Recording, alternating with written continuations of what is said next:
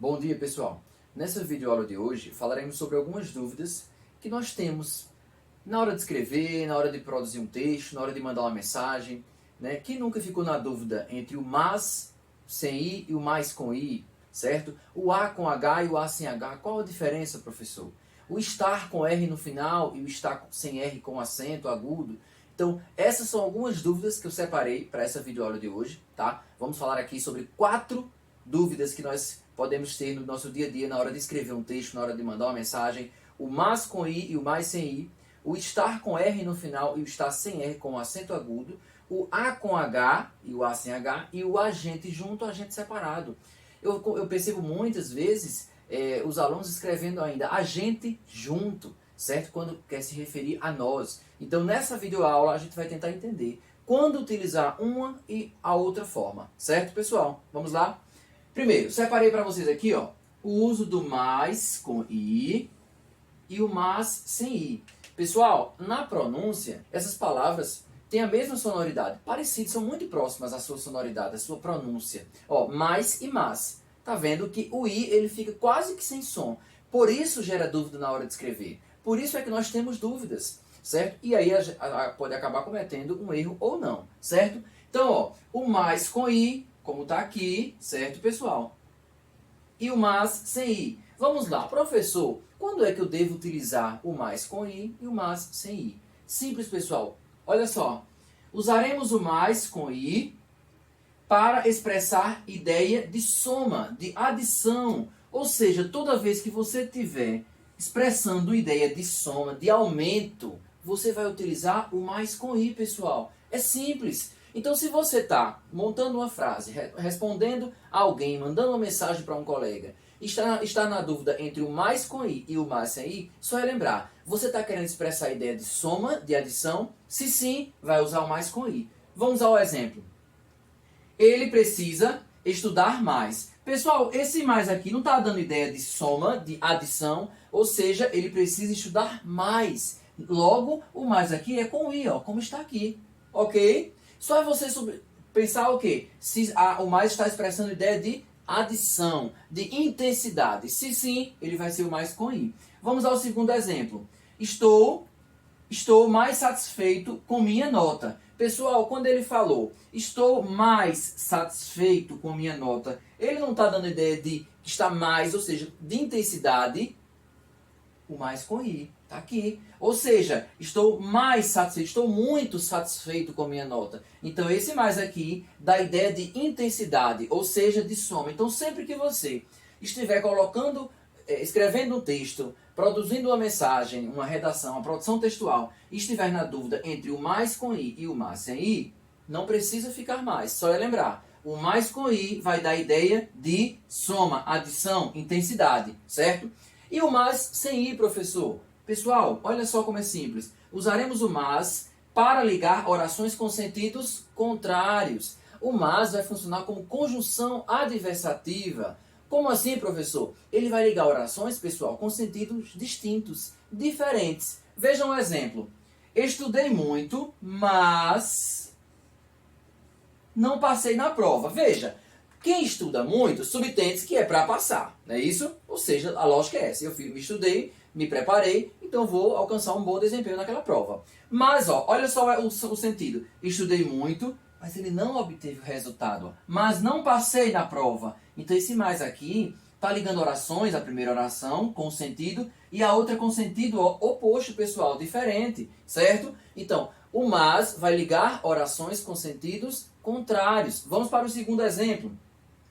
Organizamos tudo para um evento, mas não houve festa. Pessoal, vejam que esse mais aqui também está ligando orações com sentidos contrários. Quem organiza tudo, quem se prepara, subentende que é para alcançar o seu propósito. No nosso caso aqui, no nosso contexto, seria uma festa. Ó. Mas não houve festa. Essa palavra aqui, mas, está ligando orações com sentidos distintos, contrários. Então é simples. Se você estiver querendo expressar ideia de soma, de adição, de intensidade, vai usar o mais com i. Mas se você estiver ligando orações, frases com sentidos distintos, diferentes, contrários, você vai utilizar o mas sem i, como está aqui. Tranquilo, pessoal? Tá vendo como é simples? Depois de você para entender a ideia, como é que se utiliza o mais, que ele representa soma, e o mais sem i, que é ligando orações com sentidos contrários, não erra mais. Não fica mais nessa dúvida. Tranquilo? Vamos para a próxima dúvida. Dando continuidade, veremos agora quando utilizar o A com H, como está aqui, ó, e o A sem H. Pessoal, muito simples também. Vejam só, o A com H, ele será utilizado para expressar um tempo passado. Então, sempre que você estiver fazendo referência a algo que já passou, vai ser o A com H, ó, do jeito que está aqui. Vamos ver no exemplo? Encontrei-a há 10 anos. Pessoal, eu encontrei uma determinada pessoa, por exemplo, Maria, encontrei-a há 10 anos. Faz 10 anos. Entenderam? Ou seja, é um tempo passado. Nesse caso, vai ser o A com H, dessa forma aqui. Sempre lembrar, se você estiver fazendo referência a algo que já passou, a um passado, vai ser o A com H, ok? E o outro A, professor, sem o H, é justamente o oposto, pessoal. Quando você quiser fazer referência a um tempo futuro, aí você vai utilizar o A, ó, para fazer referência à distância ou a um tempo futuro, pessoal. Sempre lembrar. Então, se você estiver construindo um texto ou escrevendo uma mensagem e for fazer referência a algo já passado, a um passado, nesse caso, o A com H. Um tempo futuro, o A sozinho, ou distância. Vamos para o exemplo?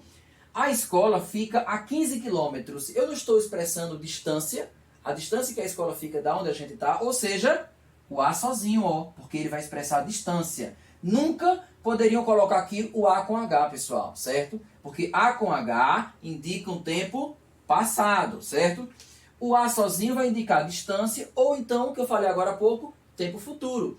A festa ocorrerá daqui a alguns dias. Perceberam? Ó, daqui a alguns dias ainda vai acontecer. É o futuro. Logo, será o A sem o H. Ok? Muito simples, pessoal. Então, não tem como errar mais depois dessa videoaula. O A com H vai fazer referência a um tempo passado. O A sem H, um tempo futuro, que ainda vai acontecer, ou então uma distância. Tranquilo? Ok? Vamos para a próxima dúvida. Dando continuidade, entenderemos agora quando utilizar o estar com R e o estar sem R. Tem diferença? Tem. Ou seja, em uma situação específica nós utilizaremos o estar com R, como está aqui, pessoal. Ó. Em outra, o estar com acento. Só lembrando, aquele outro estar, ó, na verdade, nós temos a expressão, ó, esta, sem acento nenhum. Lembrando, essa palavra aqui, esta, sem acento, é um pronome demonstrativo. Lembra? Este, esta, isto, esse, essa, isso. Então aqui é um pronome demonstrativo, certo? Não confundamos. A nossa dúvida aqui reside no estar com R e o estar sem R com acento, que a pronúncia é mais forte na última sílaba. Está, ok? Vamos lá. Utilizaremos o estar, pessoal, com R. Vamos tentar entender para não ficar mais na dúvida. Na hora de escrever, na hora de produzir uma mensagem no WhatsApp, não colocar de forma inadequada. Utilizar o estar com R e o estar com acento de forma adequada. Então, ó, utilizaremos o estar com R quando? Em locuções verbais como verbo principal. Lembra o que são locuções verbais? Dois verbos juntos expressando uma única ação, ok? Então, locução verbal, que também pode ser chamada de construção perifrástica, representa o quê? Dois verbos juntos indicando uma única ação. Isso é uma locução verbal, ok? Então, quando eu tiver uma locução verbal e o verbo estar for o verbo principal, que é o verbo que vem após o auxiliar, ele vai ser o estar com R. Olha só, aqui é uma locução verbal, pessoal. Olha o exemplo, ele deve estar atrasado. Quando eu falo ele deve estar atrasado, qual é a locução verbal? Quais são os dois verbos juntos? Deve e estar. Qual é o verbo principal que vem posterior? Estar. Esse é o verbo principal. E esse aqui é o auxiliar. Então, toda vez que eu tiver o verbo estar como verbo principal de uma locução verbal, ou seja, como verbo, o segundo verbo de um grupo de dois verbos, locução verbal, ele vai ser utilizado o estar com R. Ok? Então, ele deve estar atrasado. Por que o senhor utilizou, então, professor, o estar com R? Acabei de falar. Nós utilizaremos o estar com R quando ele estiver formando, ó, uma locução verbal e ele estiver como verbo principal, pessoal. Aqui, como esse exemplo, ok? Tá certo. Então, fora esse caso, tem a outra situação que eu vou utilizar o estar com R? Tem, pessoal. Em frases em que o verbo rege preposição. Se você estiver diante de uma frase ou construindo uma mensagem e você perceber que o verbo estar está ligado a um verbo que precisa de preposição. O que é um verbo que precisa de preposição? Um verbo transitivo e indireto, lembra? A transitividade verbal. Então, aquele verbo que precisa de uma preposição, precisa de um complemento ligado por meio de uma preposição, nós chamamos de verbo transitivo indireto. Então, toda vez que você estiver diante de um verbo transitivo indireto, o estar vai ser com R. Não fica na dúvida. Vamos ao exemplo. Ela gosta de estar sempre perfumada. Pessoal, perceberam que o verbo estar, ele está aqui, diante de um verbo, transitivo e indireto, ou seja, um verbo, e a preposição, um verbo que precisa de preposição. Então, pessoal, em frases em que o verbo rege preposição, se você estiver utilizando o estar numa frase em que o verbo precisa de preposição, não fique na dúvida, vai ser o estar com R. Como é que eu vou saber se é um verbo transitivo indireto? Pessoal, o verbo transitivo indireto é aquele que precisa de um complemento ligado por meio de uma preposição aqui, o de. Quem gosta, gosta de alguém ou de algo. Então, nesse caso, a preposição é necessária aqui. Logo, nós temos um verbo transitivo indireto, tá? Ok? Então, as duas situações que nós utilizaremos o estar com R. Ou seja, quando ele estiver formando uma locução verbal, certo? Como verbo principal, como está aqui.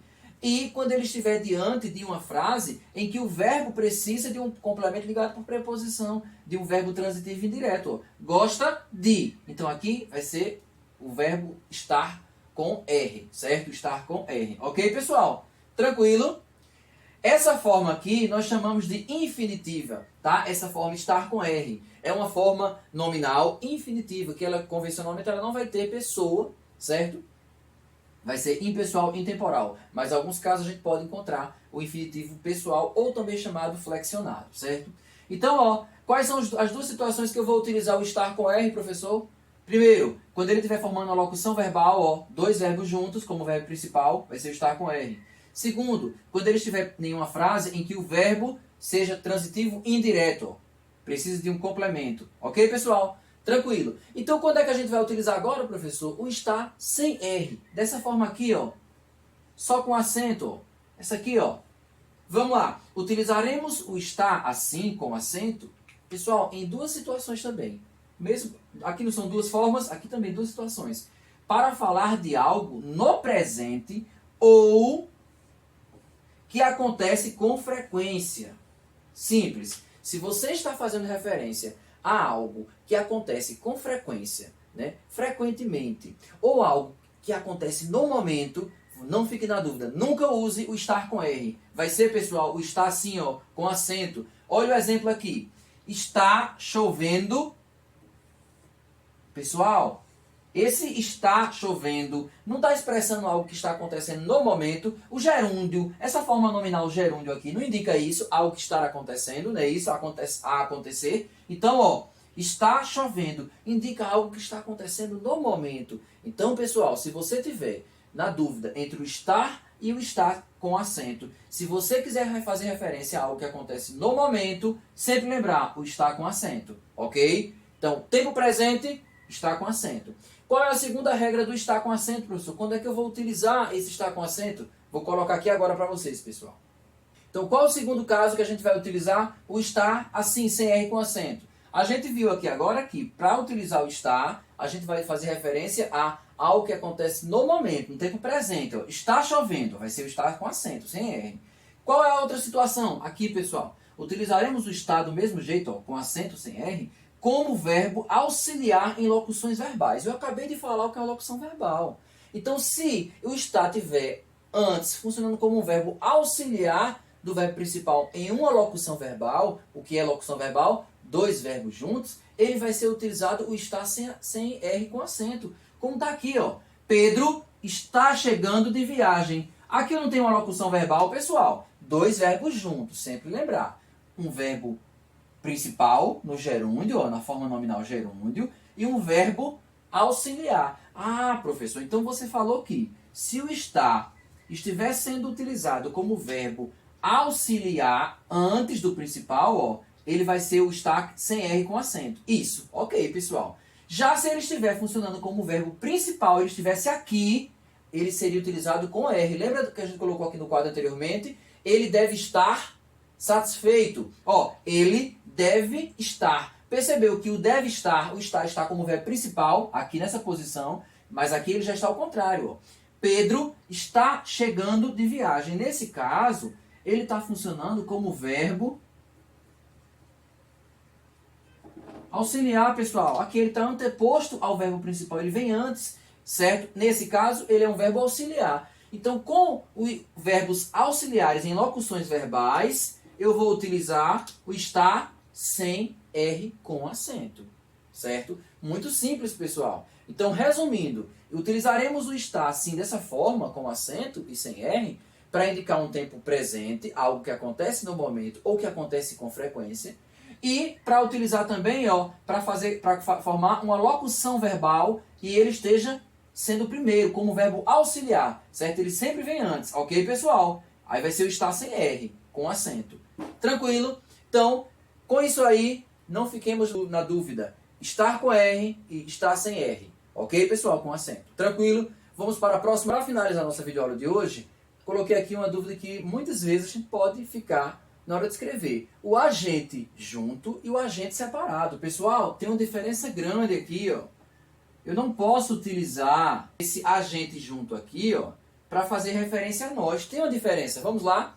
O agente junto, da maneira que está aqui, ó, junto, ele indica uma categoria funcional, uma profissão, certo? Ou seja, sempre que você estiver fazendo referência a um profissional, a uma função, né, profissional de alguém, você vai utilizar o agente junto, pessoal. Olha o exemplo, o agente comunitário de saúde. Ah, tá. Então, por isso que você falou profissão, ó. Agente comunitário de saúde veio hoje pela manhã à minha casa. Pessoal, prestem atenção.